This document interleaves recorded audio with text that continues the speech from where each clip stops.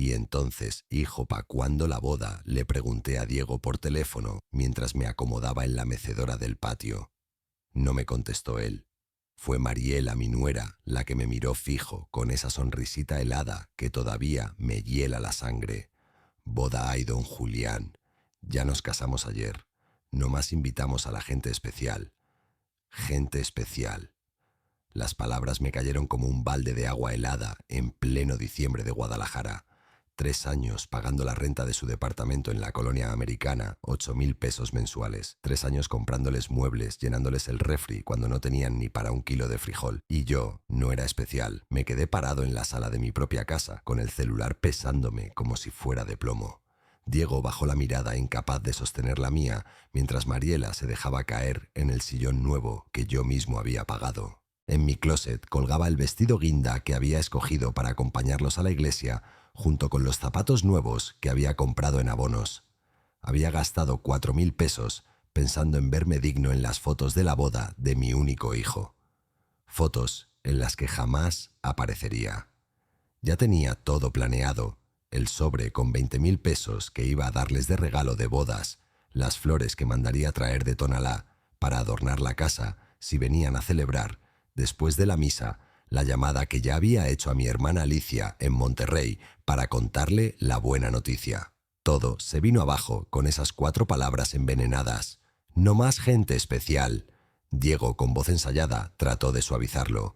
Papá, fue algo íntimo, muy pequeño, solo nosotros y los testigos. Mentira. Lo vi todo en las redes. Las fotos de Mariela con sus papás brindando con champaña, sus hermanos levantando la copa. El vestido blanco que ella misma había escogido con los 8.000 pesos que le había dado yo el mes pasado para gastos personales. Todo lo que no debía ver lo vi. 7 días después de esa humillación, Mariela me marcó. Ya no era la mujer altiva que me había excluido. Su voz sonaba quebrada, suplicante. Don Julián, la renta ya venció. El casero nos dio hasta el viernes o nos corre. Se le olvidó hacer la transferencia. Guardé silencio. Recordé todas las veces que había corrido al Banco Banorte de la esquina, sacrificando mis propios planes, comiendo puro arroz y frijoles para que ellos tuvieran techo. Y ahora, después de dejarme fuera del día más importante de la vida de mi hijo, tenían el descaro de pedirme otra vez. Respiré hondo y respondí con calma, una calma que hasta a mí me sorprendió Mariela. No te dije que yo nomás ayudo a la gente especial. El silencio al otro lado de la línea fue tan hondo que alcancé a escuchar mis propios latidos. Esta vez no temblaba yo, era ella. Ese día entendí que algo en mí había cambiado para siempre. Esa noche casi no pude dormir. Me revolvía en la cama dándole vueltas a todo lo que había hecho por Diego y Mariela en esos 3 años. El dinero que había salido de mi pensión y de los ahorros que me dejó mi esposa Teresa. En paz, descanse. Todo para que ellos vivieran tranquilos mientras yo me conformaba con lo justo. Al amanecer me miré al espejo del baño. Los mismos ojos cansados de siempre, las arrugas que contaban mi historia de jornalero y después de obrero en la fábrica de tequila. Pero había algo distinto en la mirada, había dureza, una determinación que no recordaba tener desde joven. Bajé a la cocina, puse el café en la olla de peltre y por primera vez en años no revisé el celular esperando un buenos días de Diego. No me preocupé por sus pendientes. Ese día, el primero en mi lista de prioridades era yo mismo. Saqué mis estados de cuenta, una libreta vieja, y empecé a hacer cuentas. Quería ver en números el tamaño de mi tontería. Renta, 8.000 pesos mensuales por 36 meses. 288.000. Comida y mandados, calculando 2.000 pesos al mes. NIN, 72.000. Regalos de cumpleaños, Navidad, aniversarios, fácil 40.000. Emergencias médicas de Mariela Taxi al hospital Medicinas, 15.000. El préstamo para el coche que nunca me pagaron, 45.000. Los muebles de la sala y el refri nuevo, 25.000. El total me dio un nudo en la garganta, más de 485.000 pesos. Medio millón que salió de mis bolsillos del esfuerzo de toda una vida, de las horas extras en la fábrica, cuando me quedaba sin voz de tanto gritar por el ruido de las máquinas. Medio millón tirado en una pareja que ni siquiera me invitó a su boda. El teléfono sonó. Era Diego. Lo dejé sonar hasta que se apagó. Sonó otra vez. Ahora era Mariela. Lo mismo. Luego un mensaje de él. Papá contesta, tenemos que hablar. Lo borré sin leer 2 veces. A las 2 de la tarde decidí salir a caminar. Hacía años que no lo hacía sin un recado pendiente.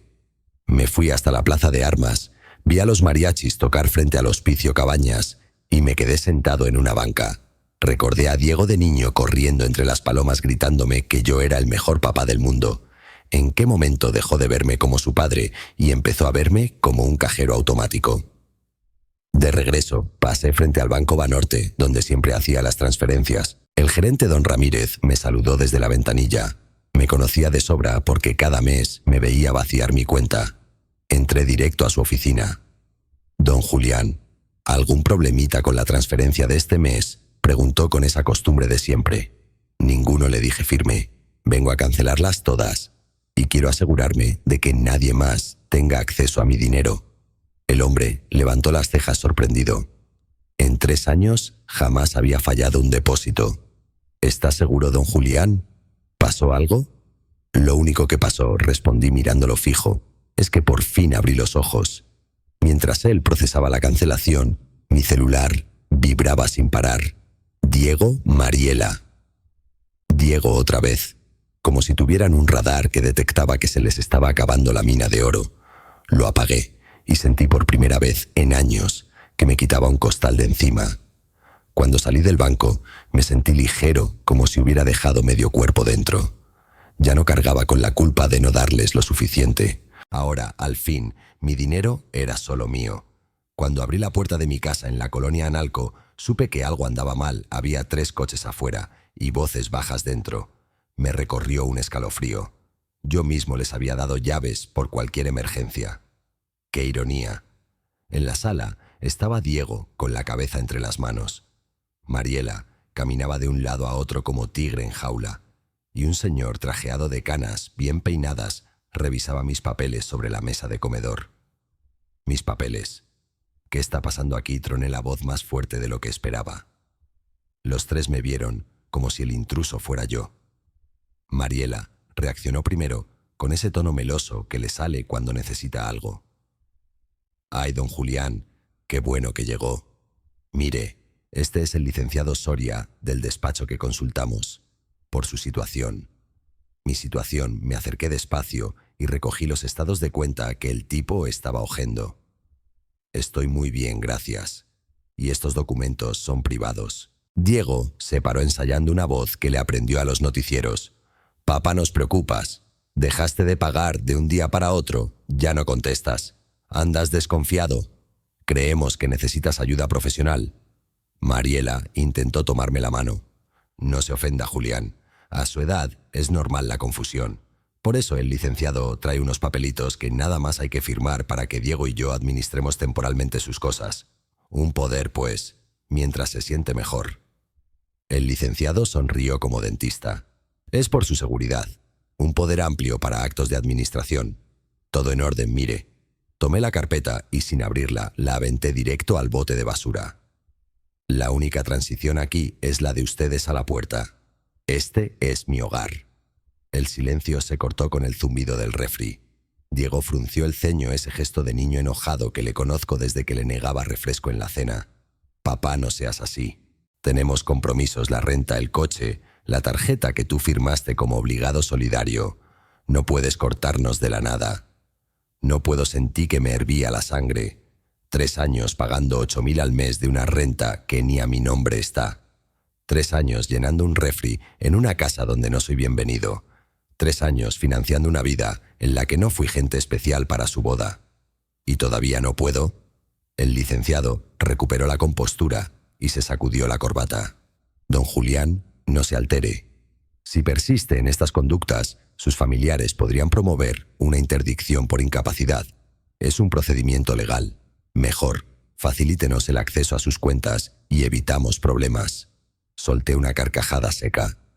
«Incapacidad, incapaces son ustedes de trabajar lo suficiente. Mi dinero me lo gané con callos y espalda torcida en la fábrica de tequila. No está en alquiler». Mariela comenzó a llorar con lágrimas de esas que no mojan. «Usted no entiende, don Julián. Nosotros contábamos con su apoyo, hicimos planes, compramos cosas. Hicieron planes con mi cartera, no conmigo, dije. Y ahora que decidí gastarme mi dinero en mi vida, resulta que estoy loco. Diego dio un paso hacia mí. Olía a loción cara de esas que jamás me pude comprar. Papá, lo de la boda fue un malentendido. Mariela estaba nerviosa, yo también. Podemos arreglarlo si regresas a la normalidad. Para ustedes normal es que yo pague y me calle. Ese Julián se acabó. El licenciado, sin perder la sonrisa, sacó otra carpeta. Por lo menos firme aquí que autoriza que su hijo gestione sus pagos urgentes. Nada más, renta y servicios. ¿Sí?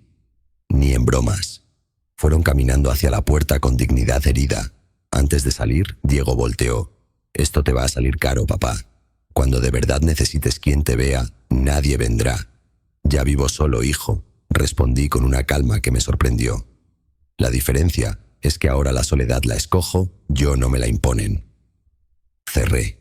Pegué la espalda a la madera y dejé que el silencio me abrazara. Después, el cuerpo me tembló entero, rabia, miedo, alivio. Todo junto. Me serví un vaso de agua, respiré hondo y empecé a planear. Primero, cambiar chapas. Segundo, instalar cámaras. Tercero, abogado propio.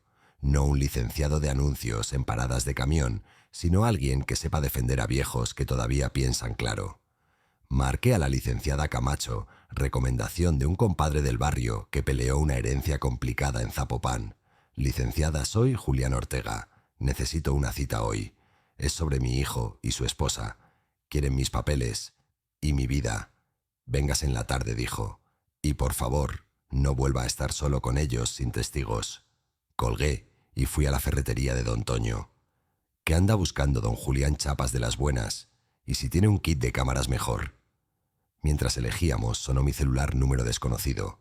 Contesté. Bueno, señor Ortega. La voz iba muy formal. Le hablamos del despacho Soria para confirmar que mañana a las 10, Cerzoro, pasamos por su firma. De lo contrario, procederemos con medidas legales. Miré las chapas nuevas brillando sobre el mostrador. Sentí el corazón como tambor, pero la voz me salió firme. Mañana a las 10, aquí no entra nadie. Y si quieren medidas, las veremos en tribunales. Colgué. Don Toño me dio una palmada en la espalda. Ánimo, vecino. A veces hay que cerrar puertas para abrirse camino. Esa noche dejé un sobre junto a la puerta con una nota para mí mismo. Llaves nuevas. Abogada. Banco nuevo. Testamento. Dormí poco, pero dormí en paz. A la mañana siguiente, cuando el cerrajero apenas terminaba de ajustar el último cerrojo, alguien tocó con insistencia. Miré la pantalla de la cámara, traje carpeta, sonrisa de vendedor. El licenciado Soria, otra vez. A ver si ahora sí entiende, dijo a la lente. Venimos con testigos. Yo respiré hondo, apreté el control de la cerradura y marqué el número de la licenciada Camacho. Licenciada. Ya llegaron. La licenciada Camacho llegó a mi casa apenas 20 minutos después de mi llamada. Una mujer morena de cabello recogido y paso firme que imponía con solo presentarse. Al verla bajar de su tsuru, supe que no se dejaba amedrentar por nadie. «Don Julián, ¿son esos?», me preguntó en voz baja, señalando hacia la banqueta. Ahí estaban Diego, Mariela y el dichoso licenciado Soria, acompañados de un par de testigos, un vecino chismoso de la cuadra y una mujer que nunca había visto en mi vida. Sí, licenciada. Desde hace rato rondan como zopilotes. Camacho enderezó la espalda y caminó directo hacia ellos. Yo la seguí sintiendo que las piernas me temblaban, pero con ella, a un lado, me brotaba un valor nuevo. «Buenos días», dijo ella con voz clara. «Soy la abogada de don Julián Ortega. Cualquier asunto legal con él lo manejan a través de mí. Así que retírense de inmediato de esta propiedad». El licenciado Soria forzó una sonrisa, pero se notaba incómodo. «Colega, estamos aquí porque el señor Ortega ha mostrado comportamientos preocupantes. Sus propios familiares solicitan que se evalúe su capacidad para manejar bienes. Esto es por su bien». «Por su bien», intervino Mariela con lágrimas de cocodrilo. «Julián ya no razona igual. Instala cámaras, cambia chapas, no quiere ayudarnos». Camacho se cruzó de brazos. «Cambiar chapas y poner cámaras no es locura, señora. Es protegerse. Y si alguien necesita una evaluación, son ustedes. Aquí hay indicios de violencia patrimonial y si insisten, yo misma voy a levantar una denuncia. El vecino que llevaban de testigo alzó la voz. Yo digo lo que vi, que don Julián ya se pone muy raro. Raro, le respondí con la sangre caliente. Raro por dejar de mantener a dos adultos sanos que no saben trabajar. Lo raro es aguantar tanto tiempo. El tipo se encogió de hombros incómodo. La mujer desconocida ni siquiera hablaba. Nomás asentía a todo lo que decía Mariela. El licenciado Soria carraspeó. Entonces tendremos que proceder en tribunales. Háganlo, respondió Camacho sin pestañear. Pero les advierto, toda intromisión en la casa de mi cliente será denunciada como allanamiento. Y ya tenemos documentación de las transferencias que él hizo durante 3 años. $500,000 de pesos comprobados. Vi cómo el rostro de Diego se torcía de rabia. Me miró directo con ese tono amenazante que jamás le había conocido. Te vas a arrepentir, papá. Cuando de veras te falte quien te cuide, nadie vendrá. Sentí que me atravesaba un cuchillo, pero me sostuve. Prefiero quedarme solo. Diego, que rodeado de gente que nomás me ve como un cajero automático. El silencio pesó más que cualquier insulto. Al final se fueron con pasos duros sin despedirse. El aire quedó limpio como cuando pasa la tormenta. Camacho me miró y habló con calma. Esto apenas empieza, don Julián. Ellos van a intentar declararlo incapaz. Así funcionan estas familias. Primero exprimen, luego descalifican. Pero usted no está solo. Yo voy a acompañarlo. Ese día, después de que ella se fue, me senté en el zaguán con un café de olla. El sol caía sobre las bugambilias de la vecina y por primera vez en mucho tiempo saboreé el silencio sin miedo. Me pregunté qué tanto más estarían dispuestos a hacer. Hasta dónde llegaría la ambición de Diego y Mariela. No lo sabía, pero en el fondo presentía que lo peor aún no había pasado. Esa noche dormí ligero. A la madrugada un ruido me despertó. El perro del vecino ladraba como loco. Encendí la cámara del celular y vi una sombra frente a mi portón. Una mano tanteaba la cerradura nueva. El corazón me dio un brinco. Eran ellos o alguien enviado por ellos. Me quedé quieto con el teléfono en la mano, listo para llamar a la policía. La madrugada estaba helada. Desde la cámara del celular vi claramente la silueta de un hombre intentando forzar mi portón. El corazón me golpeaba el pecho como tambor. No quise abrir ni asomarme. Marqué directo al 911. Emergencias. ¿Cuál es su situación? Soy Julián Ortega, Colonia Analco. Hay alguien afuera de mi casa intentando abrir. Tengo cámaras de seguridad grabando todo. En menos de 10 minutos, 2 patrullas municipales llegaron con las torretas encendidas. El sujeto, al ver las luces, salió corriendo calle abajo. Yo ya había mandado el video al correo que me dio la licenciada Camacho para ir guardando evidencia. Un oficial se acercó. «¿Reconoce al individuo?», don Julián negué con la cabeza, aunque en el fondo sospechaba. La complexión, la forma de correr. Demasiado parecida a la de un cuñado de Mariela. No lo puedo asegurar, dije, pero esto no es casualidad. Los policías me recomendaron levantar un reporte formal. Les mostré el sistema de cámaras y tomaron nota. Esa madrugada, cuando se fueron, me senté en la cocina con un café negro y entendí que la guerra ya no era solo de palabras ni amenazas, habían cruzado la línea. Al amanecer marqué a la licenciada Camacho.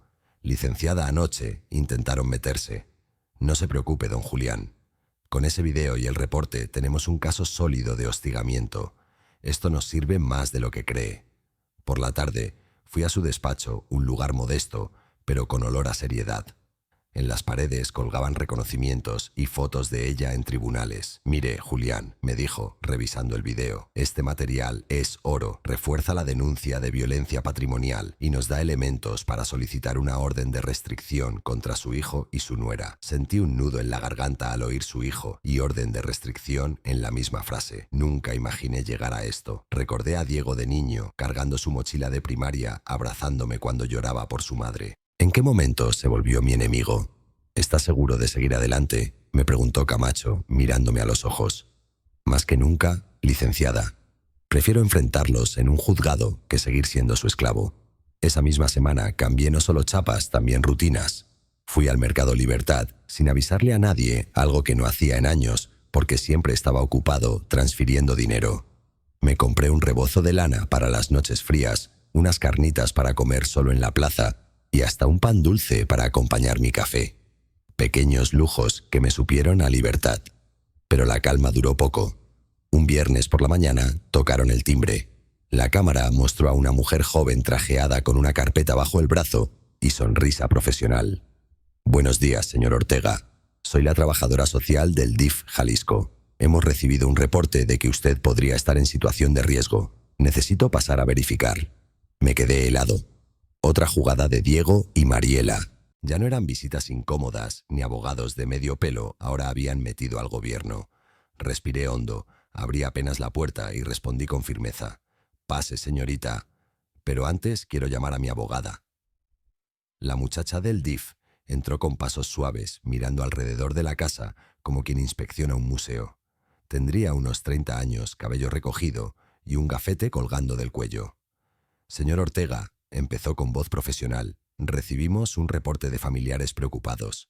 Hablan de cambios bruscos en su conducta, aislamiento, desconfianza, gastos irracionales y paranoia al instalar cámaras. Sentí que la rabia me subía al pecho, pero respiré hondo. Paranoia, señorita. Lo que usted llama paranoia, yo lo llamo prudencia. A mi edad, uno aprende a cuidarse. Y más cuando lo quieren despojar de lo que es suyo. Ella anotaba en un formato sin mirarme. Yo ya había marcado a la licenciada Camacho y apenas colgué, escuché el claxon de su Tsuru afuera. Entró como torbellino. Buenos días. Soy la abogada del señor Ortega. Cualquier entrevista o valoración oficial será en mi presencia. La trabajadora social titubeó, pero le mostró su credencial. No es un proceso judicial, licenciada, solo una visita de bienestar. Pues más vale que quede registrado, respondió Camacho. Aquí está mi tarjeta. Todo lo que anote será parte de un expediente que también revisaremos nosotros. Me senté derecho en la sala. Las bugambilias del ventanal daban sombra y el olor a café recién hecho llenaba el aire. Esa era mi casa, mi vida, no un expediente frío. Dígame, señor Ortega, usted maneja su dinero solo, completamente. Mis cuentas, mis pagos, todo al día. Tiene deudas. Las únicas deudas que tuve fueron las que me encajaron Diego y Mariela, y ya decidí no cubrirlas más. La joven levantó la vista sorprendida por la firmeza. ¿Y por qué cortó de golpe la ayuda económica? Me acomodé en la silla. Porque entendí que no me amaban, señorita. Me usaban. $500,000 pesos en 3 años. Si eso no le parece irracional, explíqueme que sí lo es. Seguir regalando lo que mi esposa en paz descanse y yo construimos. Camacho intervino entregándole un folder grueso. Aquí tiene estados de cuenta, transferencias, recibos. Pruebas de que mi cliente estuvo sosteniendo a 2 adultos sanos. Lo que hizo fue poner un alto, no perder la razón. El rostro de la trabajadora social cambió. Cerró su libreta con lentitud. Entiendo. No es común que encontremos documentación tan clara. Generalmente son solo dichos. Se levantó con una sonrisa menos rígida. Señor Ortega, yo no veo indicios de incapacidad. Voy a cerrar este reporte como caso no procedente. Al escuchar esas palabras, sentí que me quitaban un yugo de encima. Los pasos de la joven resonaron hacia la puerta y cuando salió, Camacho me dio una palmada en el hombro. Ganamos una batalla, don Julián, pero esto apenas calienta motores. Ellos no se van a rendir. Me quedé viendo el patio. El sol de la tarde caía dorado sobre las macetas que cuidaba mi Teresa. Pensé en ella. ¿Qué diría si viera a su hijo intentando declararme loco por dinero? Por primera vez en mucho tiempo me permití llorar. No de miedo, sino de duelo por el hijo que creí tener y que ya no reconocía. Esa noche, al cerrar las cortinas, supe que vendrían con algo peor, y yo tenía que estar listo. Después de la visita del DIF, la calma me duró apenas un par de días. El celular no dejaba de sonar con números desconocidos, y yo ya no contestaba. Aprendí que quien quiere de veras platicar conmigo, toca la puerta, no se esconde detrás de un número bloqueado. Una tarde, mientras barría la banqueta, se me acercó doña Lupita, la vecina de enfrente, con un tupper en la mano. Le traje un poco de mole que hice don Julián. Me enteré de lo que pasó el otro día. Se escucharon gritos hasta la esquina. Gracias, vecina, dije sorprendido por su gesto. Ya ve cómo son los pleitos de familia. Pleitos no abusos, me corrigió. A mí me quisieron hacer lo mismo mis sobrinos, que les firmara papeles, dizque para ayudarme, No se deje. Sus palabras me supieron mejor que el mole. No estaba solo en esto. Al día siguiente llegó don Ernesto, el de la tienda de la esquina, a dejarme la cuenta del mandado. Aquí está Julián. Oiga, y si necesita testigos, yo puedo declarar cómo cada mes venías a comprar cartones de leche, arroz y frijol, pero todo para los muchachos. ¿No creas que no nos dábamos cuenta de que les cargabas la mano? Lo miré con gratitud. Nadie había dicho nada en 3 años, pero todos lo veían. Esa misma semana, Camacho me llevó a una reunión con un grupo de adultos mayores en el Centro Cultural en San Juan de Dios. Ahí conocí a doña Chela, una señora de 80 años, que contó entre risas y lágrimas cómo sus hijos intentaron sacarla de su casa para venderla. Y a don Ramiro, un exprofesor que terminó en juicio porque sus nietos le falsificaron la firma. Escucharlos me dio valor. No era un caso aislado, era una epidemia silenciosa. «Ve, don Julián», me dijo la licenciada Camacho cuando salimos, «lo suyo tiene nombre violencia patrimonial y lo vamos a enfrentar con ley en mano». Esa noche, sentado en mi patio con un tequila reposado que me regaló un compadre, hice un recuento. Antes lloraba por sentirme solo. Ahora entendía que la soledad que me había impuesto Diego no era real. Yo tenía una comunidad, vecinos, amigos, hasta desconocidos que habían pasado por lo mismo y que ahora me abrazaban como hermano de lucha. Pero la tregua duró poco. Al amanecer del lunes tocaron fuerte la puerta. Miré la cámara, un notificador del juzgado con oficio en mano. Don Julián Ortega preguntó al verme. «Servidor, le vengo a entregar la notificación. Su hijo y su nuera presentaron demanda de interdicción. Solicitan que lo declaren incapaz de manejar sus bienes y que se nombre tutor a su hijo Diego». Sentí que el mundo se me venía encima. Ahí estaba en papel oficial con sello y firma. El paso más agresivo de todos. El notificador se fue y yo me quedé con el sobre en las manos temblando. Llamé a la licenciada Camacho. «Licenciada, ya lo hicieron. Me demandaron». «Lo sé que lo harían», contestó con voz firme. «Pero tranquilo, Julián. Tenemos pruebas, testigos y un juez que deberá escuchar. Ahora sí empieza la verdadera batalla». Respiré hondo, apreté los dientes y mientras doblaba el oficio me dije en voz baja: «Que vengan. No me voy a dejar». El sobre de la demanda seguía sobre la mesa del comedor como si fuera una bomba sin explotar. Cada vez que lo veía me ardía el estómago. La licenciada Camacho me citó en su despacho al día siguiente para planear la defensa. «Mire, Julián», me dijo desplegando el oficio sobre la mesa, «lo acusan de incapacidad mental y de conductas irracionales. Su objetivo es claro declararlo incompetente para manejar sus bienes y quedarse con el control». «¿Y cómo se pelea algo así?», pregunté, apretando los puños. «Con lo que ellos no tienen pruebas sólidas y testigos confiables». Camacho sacó una libreta. «Necesitamos 3 frentes: documentación, estados de cuenta, recibos de transferencias, todo lo que pruebe cuánto dio y que fue voluntario.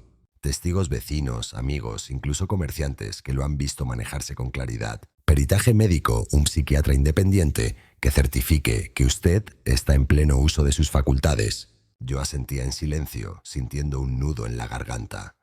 Nunca pensé que llegaría el día en que tendría que probarle a un juez que no estoy loco. Esa semana fue un torbellino. Pasé horas revisando papeles, recibos de depósitos en Oxxo, transferencias desde la app del banco, facturas de muebles que compré para Diego y Mariela. Todo lo guardé en carpetas con fechas y montos. La suma final me dejó frío más de 485.000 pesos. Medio millón que me arrancó la confianza. Después vino la parte más dura: pedir ayuda a mis vecinos. Fui a la tiendita de don Ernesto. «Compadre, necesito que declares cómo siempre venía yo a comprarles mandado para los muchachos». «Claro, Julián». Si hasta me daba coraje ver cómo nunca agradecían nada. «Cuenta conmigo». Doña Lupita, la de enfrente, me abrazó cuando se lo pedí. Yo misma vi cómo Mariela se burlaba de usted en la banqueta. Yo digo lo que vi sin miedo. También la licenciada me llevó con el doctor Montiel, un psiquiatra serio que trabajaba con adultos mayores. Me hizo preguntas de memoria lógica, hasta me puso a hacer operaciones. «Señor Ortega, usted está más lúcido que muchos de 40. No se preocupe, mi dictamen será claro, apto y competente». Con cada paso me sentía más fuerte, aunque en las noches el miedo regresaba. ¿Y si el juez ya venía comprado? ¿Y si las lágrimas de Mariela pesaban más que mis papeles? Una tarde en el café del barrio me encontré a mi compadre Chuy. Le conté todo. El que me conocía desde que trabajábamos juntos en la fábrica de tequila me miró fijo. Julián, no se me agüite. Usted es hombre derecho trabajador. Si el juez es justo, usted gana. Y si no, pues peleamos hasta el final. Me fui a casa con esa frase resonando en la cabeza. Por primera vez en mucho tiempo sentí que la dignidad me regresaba al cuerpo. La licenciada Camacho me llamó al tercer día. Todo listo, Julián. Ya tenemos dictamen, pruebas y testigos. La audiencia está programada para el próximo lunes a las 9 de la mañana. Entonces, ahí empieza todo, respondí. Ahí se define todo, corrigió ella. Esa noche me puse mi traje negro, el que usé en el funeral de Teresa, para ver si todavía me quedaba. Frente al espejo, con el nudo de la corbata un poco chueco, me prometí que iba a entrar a ese tribunal con la frente en alto. Aunque por dentro temblara como nunca. El lunes amaneció con un frío raro para Guadalajara. Me levanté antes del alba, herví agua para café y me quedé mirando cómo el vapor se escapaba de la olla de peltre. Era el mismo café de siempre, pero me supo distinto amargo, como la batalla que estaba por empezar. Me puse el traje negro de Teresa, el que había guardado desde su funeral. Todavía olía a alcanfor, y al mirarme en el espejo, pensé en ella. «Defiéndete, Julián», parecía decirme con esa voz suave que me calmaba en vida. La licenciada Camacho pasó por mí en su churú blanco. Apenas subí, me apretó el hombro. «Hoy no vamos a demostrar que es buen padre. Hoy vamos a demostrar que es un hombre libre y lúcido». Listo, asentí, aunque las manos me sudaban. El tribunal estaba en el centro, frente a la Plaza de la Bandera. Afuera ya esperaban Diego y Mariela vestidos de negro, como si fueran a un velorio. En cierto modo, lo era el entierro de lo que quedaba de nuestra familia. Adentro, el juez Ramírez presidía la sala. Un hombre canoso, con lentes que se deslizaban por la nariz, serio, pero sin dureza. Cuando golpeó la mesa con el mazo, sentí que el aire se espesaba. El abogado de Diego tomó la palabra. «Su señoría, el señor Julián Ortega, ha mostrado un deterioro evidente, instaló cámaras sin motivo, cortó la ayuda económica sin explicación y se aísla bajo la influencia de vecinos oportunistas. Solicitamos que se le declare en estado de interdicción y se nombre tutor a su hijo». Me ardieron los oídos. Llamaron primero a Mariela. Se acomodó el rebozo, fingió temblores en la voz y dejó caer unas lágrimas perfectas. Don Julián siempre fue como un segundo padre para mí, pero últimamente está raro. Nos trata como enemigos, nos grita en la calle. Nosotros solo queremos cuidarlo.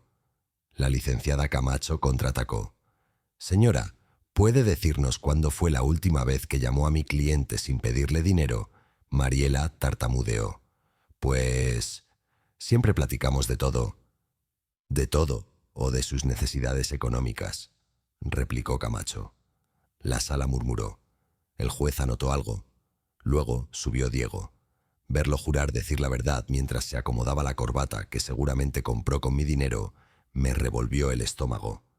«Mi papá cambió mucho», dijo. «Siempre nos ayudaba, pero de repente se volvió desconfiado.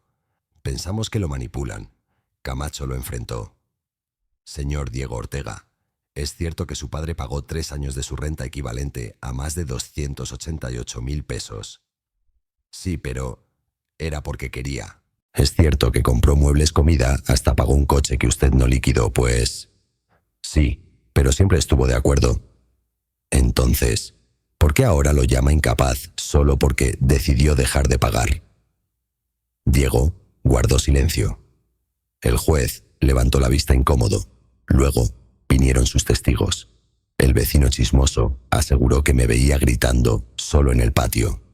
Yo quería saltar y aclarar que lo que gritaba era porque se metían en mi vida, pero Camacho me detuvo con la mano. El otro testigo ni me conocía bien. Finalmente fue mi turno. Me levanté despacio, las piernas de plomo, pero la frente en alto. «Su señoría, soy Julián Ortega». Sí cambié. Decidí dejar de mantener a 2 adultos que me veían como cajero automático. No estoy loco. Estoy cansado de que me usen. Lo único que quiero es vivir con la dignidad que me gané con cada gota de sudor en la fábrica de tequila. La sala quedó en silencio. Por un instante, hasta el juez bajó la pluma. Camacho cerró la jornada presentando el dictamen del psiquiatra. El señor Ortega se encuentra en pleno uso de sus facultades. También entregó las pruebas de mis transferencias, los recibos y las cartas firmadas por mis vecinos que daban fe de mi lucidez. Cuando terminó, el juez anunció un receso de 1 hora antes de deliberar. Salí a la explanada, me senté en una banca bajo el sol y respiré profundo. El miedo seguía ahí, pero ahora estaba mezclado con algo más fuerte, la certeza de que pase lo que pase, ya no era esclavo de nadie. La hora de receso se me hizo eterna. Caminé por el pasillo del tribunal, mirando las paredes amarillentas y las bancas de madera que olían a humedad. Cada paso me recordaba los sacrificios de toda mi vida, las horas extras en la fábrica de tequila, las rodillas reventadas en la obra cuando era más joven, los turnos dobles para que a Diego nunca le faltara nada. Me senté en una banca junto a la ventana. Desde ahí veía el bullicio de la ciudad, los camiones pitando, vendedores de tacos de canasta, ofreciendo variedad, estudiantes caminando rumbo a la UDG. Afuera todo seguía igual, pero para mí el mundo se había detenido. Cerré los ojos y pensé en Teresa. Recordé su risa en la cocina, el olor a caldo de pollo que siempre preparaba cuando yo volvía molido del trabajo. Si ella estuviera viva, seguro me diría: Julián, no te dejes. No regales tu vida. El amor de verdad no se compra con billetes. La licenciada Camacho me interrumpió. ¿Cómo se siente? Con miedo, pero también con coraje. Y ese coraje me mantiene de pie. Eso es lo que necesitamos, me respondió. El juez no solo ve papeles, también ve dignidad. Cuando el ujier anunció el regreso a sala, sentí que el corazón me iba a estallar. Entramos. Diego y Mariela ya estaban sentados tomados de la mano, como si fueran víctimas inocentes. El juez Ramírez regresó con el rostro serio. Golpeó el mazo. Después de analizar testimonios, pruebas documentales y peritajes médicos, este tribunal ha tomado una decisión. Un silencio sepulcral llenó la sala. Yo apreté los dientes y esperé el golpe final. Es evidente, continuó el juez, que el señor Julián Ortega se encuentra en pleno uso de sus facultades mentales y económicas. El dictamen psiquiátrico es contundente. Las pruebas documentales confirman transferencias voluntarias por montos elevados. Y los testimonios de vecinos acreditan su autonomía. Diego bajó la cabeza. Mariela lo miraba incrédula. Por lo tanto, remató el juez, se niega la solicitud de interdicción. Además, se ordena que los promoventes se abstengan de ingresar a la casa del señor Ortega sin autorización. El mazo golpeó una vez más. Sentí como si me quitaran un costal de arena del pecho. Respiré hondo, cerré los ojos y por primera vez en meses no me temblaban las manos. Diego se levantó furioso. «Esto no se queda así», gritó mientras Mariela lo jalaba del brazo. «Ya cállate», le susurró ella, pero todos alcanzamos a escuchar. El juez lo fulminó con la mirada. Un exabrupto más y lo saco de la sala, señor Ortega. Camacho me miró con una sonrisa discreta. «Ganamos, Julián». Al salir del tribunal, el sol me dio directo en la cara. Cerré los ojos un instante y dejé que el calor me recorriera. Era la misma ciudad, el mismo ruido, pero yo no era el mismo. Había recuperado algo que pensé perdido mi libertad. A lo lejos escuché a Diego llamándome: «Papá, si haces esto, te vas a quedar solo». Me giré, lo vi con esa rabia que lo carcomía por dentro y le respondí con calma: «Ya lo estoy, hijo, pero esta vez por elección». Los días después del juicio me supieron distintos. El aire del amanecer en la colonia Analco me olía más fresco, como si de pronto Guadalajara me hubiera devuelto la vida. Por primera vez en mucho tiempo, desayuné sin prisa café de olla y pan dulce comprado en la panadería de Don Chepe, el de la esquina. Nadie me interrumpía con llamadas, nadie me exigía depósitos. El silencio era mío y se sentía como un lujo. Decidí hacer algo que tenía años postergando: visitar el panteón de Mezquitán, donde descansaba mi Teresa. Compré un ramo grande de cempasúchil y gladiolas y me fui en camión como antes de que me sobrara para taxis. Al llegar, limpié la lápida con mis propias manos y me senté junto a la tumba. «Vieja», le dije en voz baja, «ganamos». No me pudieron doblar.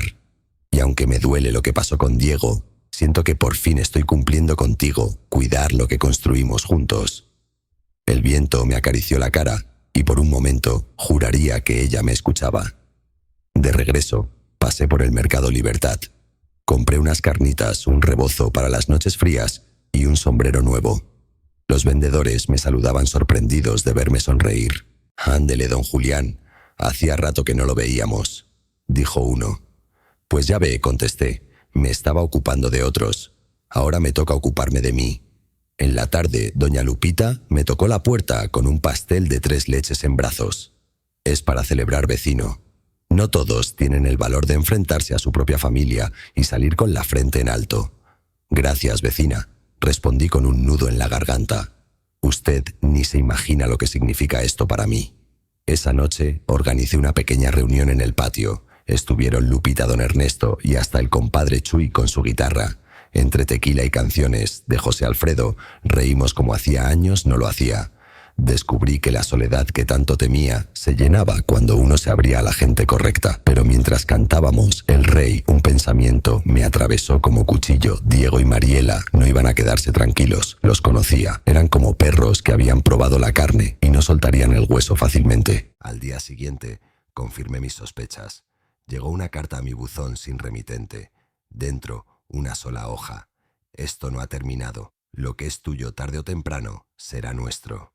Me temblaron las manos. El sobre olía a perfume barato, el mismo que usaba Mariela. Guardé la carta en una carpeta junto a los recibos y el dictamen médico. Llamé a la licenciada Camacho. «Licenciada, ya empezaron otra vez». «Lo sabía, Julián. Pero ahora estamos más fuertes. No lo vea como una amenaza. Véalo como una prueba más para hundirlos cuando llegue el momento». Colgué y me serví otro café. Miré las bugambilias del patio y me repetí en voz baja: «Ya no me van a doblar.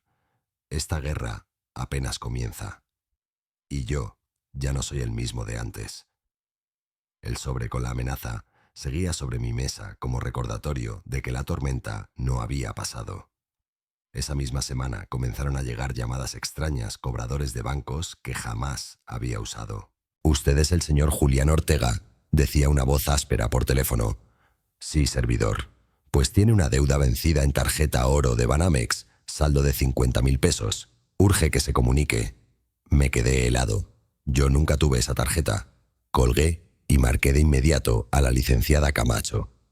«Licenciada, ahora me están inventando deudas». «Ya lo sospechaba», respondió con calma.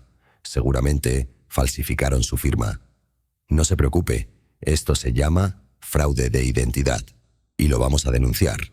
Al día siguiente fuimos a la Conducef. Mostré mi credencial, mis estados de cuenta y comprobé que nunca había solicitado esos créditos. El funcionario revisó los documentos y negó con la cabeza. «Esto es muy común, don Julián. Le falsificaron la firma. Pero con la denuncia penal, la institución no puede cobrarle nada». Salí del edificio sintiéndome entre furioso y aliviado. Era claro, Diego y Mariela estaban dispuestos a ensuciarme el nombre con tal de doblarme. Por la tarde me encontré con mi compadre Chuy en la plaza. Me invitó una cerveza y me escuchó desahogarme. «¿Sabes qué es lo peor, compadre?», le dije golpeando la mesa. «Que no son extraños, son mi hijo y la mujer con la que se casó. ¿Cómo se lucha contra tu propia sangre con la verdad y con dignidad, Julián? Tú ya ganaste una vez, ganarás otra». Sus palabras me dieron algo de paz. Esa noche, cuando estaba cerrando la casa, escuché pasos afuera. Encendí la cámara y los vi Diego y Mariela discutiendo acaloradamente junto al portón. No tocaron, no gritaron, pero la imagen decía todo. Estaban planeando. Guardé el video como nueva prueba. Al día siguiente la licenciada Camacho me citó en su despacho. Me mostró un folder nuevo. Se enteró don Julián. Interpusieron otra acción legal, una reclamación por préstamos familiares que según ellos usted nunca les pagó. Quieren darle la vuelta y hacerlo ver como deudor. Pero si todo salió de mis bolsillos, me levanté indignado. Por eso mismo no tienen caso. Tenemos recibos, estados de cuenta y hasta testigos. Solo que ahora su estrategia es cansarlo, hostigarlo, que usted se rinda. Me quedé en silencio mirando la carpeta. Por un momento me sentí agotado, como si cargara un costal lleno de piedras. Pero luego recordé la voz de Teresa en mi cabeza. «No te dejes, Julián. Si cedes ahora te quitan hasta el alma. Salí del despacho decidido. Compré un ramo de flores y lo llevé a la tumba de ella. Ahí, frente al mármol frío, prometí en voz baja: te juro, vieja, que no van a ganar. Ni con amenazas, ni con fraudes, ni con mentiras. Aunque me quede solo, voy a defender lo que es nuestro. Al volver a casa, encontré un sobre bajo la puerta. Dentro había otra nota escrita con letra apretada: esto es solo el principio. Te vamos a sacar lo quieras o no. Me quedé de pie en la sala, la nota en la mano, sintiendo un escalofrío recorrerme la espalda. Sabía que la próxima jugada de Diego y Mariela sería todavía más peligrosa. La amenaza anónima me ardía en la mente como hierro al rojo vivo, pero en lugar de quebrarme, me empujó a buscar más apoyo. Entendí que si Diego y Mariela querían guerra, yo no podía pelearla solo. La licenciada Camacho me lo dijo claro en su despacho. Julián, la estrategia de ellos es aislarlo, hacerlo ver como un viejo solitario y confundido. Lo que más los va a debilitar es que usted tenga red de apoyo, vecinos, amigos, gente que dé la cara. Así que empecé a tender puentes. Doña Lupita me organizó una merienda en su patio. Llegaron varios vecinos: don Ernesto de la tienda, la maestra Celia jubilada de la primaria y hasta jóvenes del barrio que alguna vez ayudé prestándoles la cochera para ensayar con su banda. Entre tacos de guisado y refrescos les conté lo que estaba pasando. Diego y Mariela quieren quitarme lo poco que tengo, les dije con voz quebrada. Yo no les pido que peleen por mí, solo que digan la verdad si los llaman. Uno por uno me dieron su palabra. Yo vi cuando usted les pagaba la mudanza, dijo don Ernesto. Y yo lo acompañé al banco a hacer depósitos para la renta, añadió la maestra. Nosotros vimos cómo su hijo lo dejó plantado en Navidad, dijeron los muchachos. Sentí que el pecho se me ensanchaba. Ya no era un hombre, solo tenía testigos de vida. La licenciada Camacho armó un expediente con esas declaraciones. También logró que el doctor Montiel, el psiquiatra que me evaluó, aceptara acudir al juzgado a ratificar su dictamen. Todo se estaba acomodando, pero sabía que Diego y Mariela no se quedarían quietos. Y la confirmación llegó una tarde de jueves. Estaba en la ferretería de don Toño, comprando pintura, cuando recibí una llamada del juzgado. Señor Ortega, le informamos que sus familiares han presentado nueva demanda. Reclaman supuestos préstamos que usted nunca les devolvió. La audiencia preliminar será la próxima semana. Me dio coraje, pero ya no miedo. Guardé la nota en mi cartera y regresé a casa. Esa noche, mientras cenaba frijoles con queso fresco, toqué la guitarra que tenía empolvada desde que murió Teresa. Empecé a cantar bajito una ranchera de José Alfredo. El sonido llenó la casa y me recordó algo: aún tenía voz, aún tenía fuerza. Al terminar, me dije a mí mismo frente al espejo: no te van a callar, Julián. No otra vez. A la mañana siguiente, la cámara de seguridad mostró algo nuevo: Mariela, parada frente a mi portón hablando por celular y señalando mi casa como si estuviera enseñándola. A su lado, un hombre de traje tomaba notas. El estómago se me revolvió. Sabía lo que planeaban: querían convencer a alguien de que yo estaba incapacitado, o quizá ya estaban preparando otro fraude. Encendí el grabador de la cámara y guardé el video en una memoria USB. Cuando se fueron, me serví un café y pensé: la batalla final se acerca. La mañana de la nueva audiencia me levanté antes que el sol. El café de olla burbujeaba en la estufa y mientras el aroma llenaba la cocina, repasaba mentalmente todo lo que estaba en juego. Esta vez no se trataba de mi cordura, sino de pintarme como un deudor irresponsable. Me puse la misma chaqueta negra con la que había enfrentado la audiencia anterior. No era un traje caro, pero me quedaba como armadura. Frente al espejo, me hablé en voz baja: a ti no te van a inventar deudas, Julián, no más. La licenciada Camacho me esperaba afuera, puntual como siempre. Subimos a Sutsuru y en el camino repasamos la estrategia. Ellos van a mostrar documentos falsos, Julián, pero usted tiene recibos, transferencias y testigos. No tema. Hoy el juez verá quién miente. El tribunal estaba lleno. Diego y Mariela llegaron con el mismo aire de víctimas. Traían carpetas gordas que seguro estaban llenas de papeles inventados. El abogado de ellos comenzó: Su señoría, el señor Ortega, recibió préstamos familiares significativos que nunca devolvió. Tenemos constancias firmadas por él mismo. Solicitamos que se reconozca la deuda y se obligue al pago. El juez levantó las cejas y volteó hacia nosotros. Camacho pidió la palabra «Su señoría». Lo que presentaron son contratos falsificados. Aquí están los peritajes de grafoscopía que demuestran que la firma no corresponde al señor Ortega. Además, tenemos pruebas de que, lejos de recibir dinero, él fue quien entregó más de 485.000 pesos en 3 años. El juez pidió ver ambas pruebas. Mientras tanto, subieron a declarar los testigos de Diego, un amigo que decía haber estado presente cuando supuestamente yo pedí dinero, y un vecino que casi no me conocía. Sus palabras sonaban huecas ensayadas. Cuando fue mi turno, me puse de pie con las manos firmes sobre la mesa. Su señoría, lo único que yo recibí de mi hijo y su esposa fueron humillaciones. Lo que salió de mis bolsillos fue amor disfrazado de dinero. Nunca les pedí un centavo. Si hoy estoy aquí es porque su ambición no tiene límite. La sala quedó en silencio.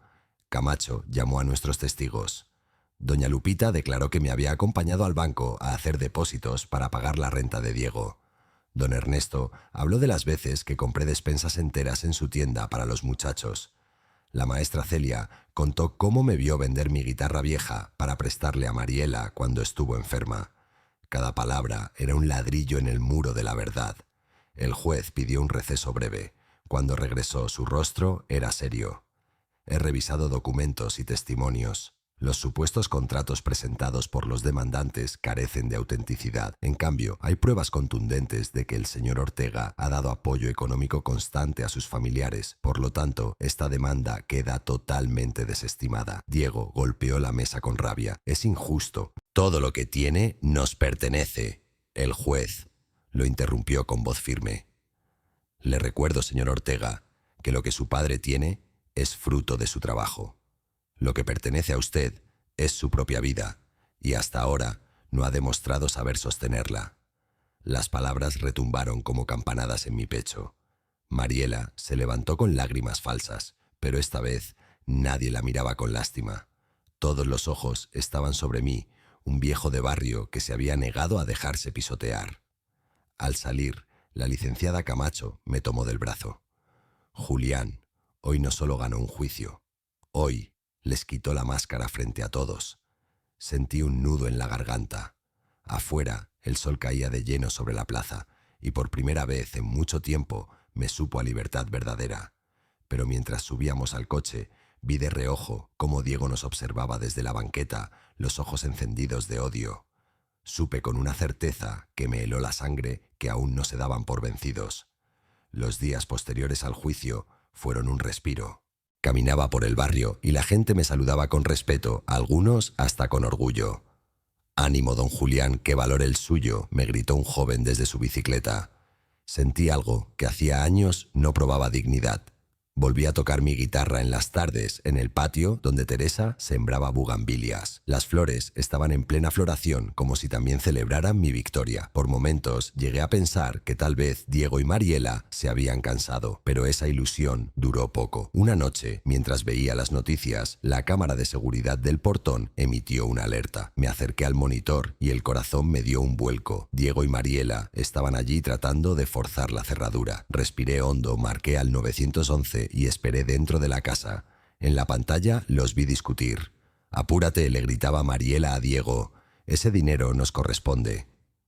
«Cállate, no quiero que el viejo nos oiga», contestó él empapado en sudor.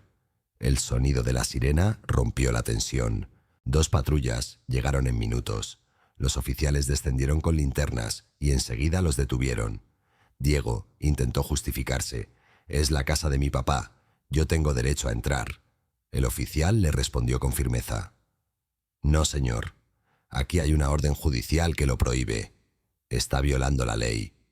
Mariela se puso a llorar fingiendo inocencia, pero nadie le creyó. Yo abrí la puerta y entregué la grabación de la cámara. «Aquí está la prueba. No es la primera vez que me amenazan».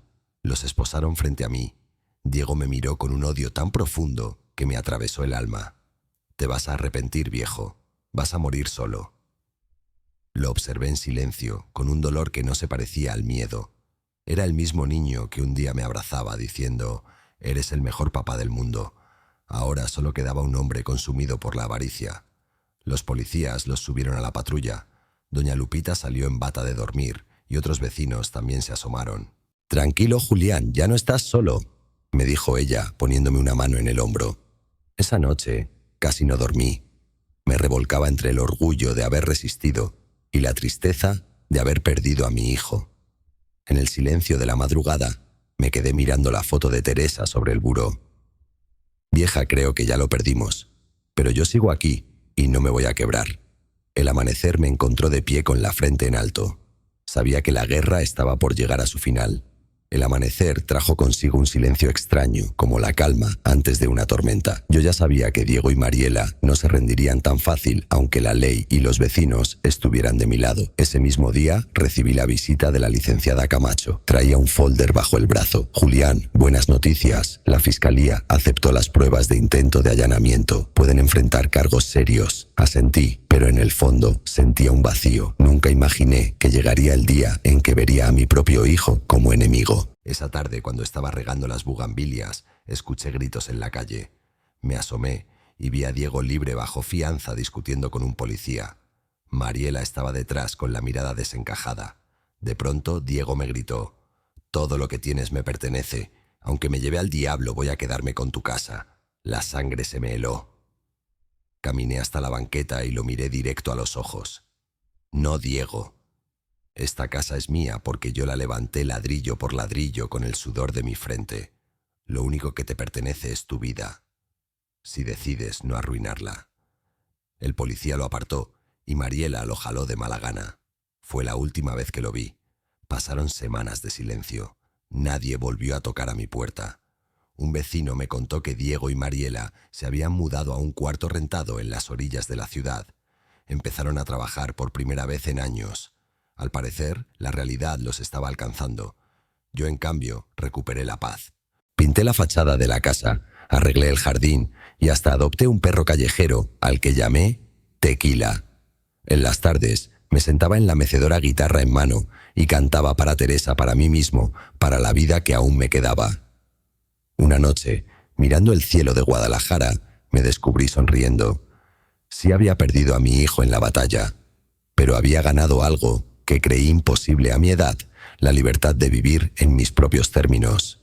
Me serví un tequila, levanté el vaso al aire y murmuré: «Vieja misión cumplida». Aprendí que el amor verdadero no se compra con dinero y que la dignidad nunca se negocia. El perro ladró como si brindara conmigo. Y por primera vez en muchos años me dormí sin miedo, sabiendo que el futuro corto o largo era por fin solo mío.